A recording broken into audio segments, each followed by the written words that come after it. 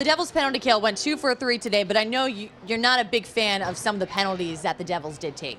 Yes, whether they're, questionable calls, offensive zone penalties, you're going to hear about them. This one here, Blake Coleman's the start of the second period.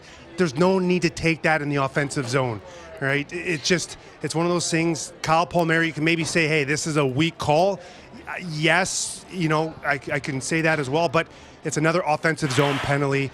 The start of the second period, start of the third period, and the Coleman penalty, then right after that, you had Ben Lovejoy taking a penalty. That led to a power play goal.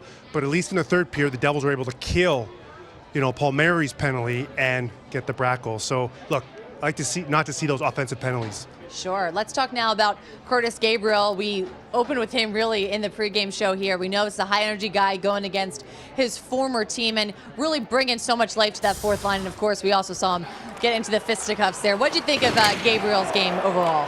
He's playing to his identity. He's coming out. He's being physical. He's protecting his teammates. When he's on the ice. And what I said at the beginning of the game is he creates havoc, but he can get there. And when you're that big and a physical player in today's game, you have to be able to be able to finish your check. And right there, I talked about how he pushed that play. It set up the Cini goal. He's doing all little things right. And then right here, Foligno's a tough cookie, and Gabriel did a great job trying to get a spark for his team. And like I said, it's nice to see two big boys, a little bit of old school there, Erica. And then that didn't stop. He kept on bringing that physical presence. This is in the third period now. And because sometimes what happens, you get your fight and you're like, oh, I've done my job. No. Gabriel, every shift that he was out there, he's fighting for a job. He wants to be known.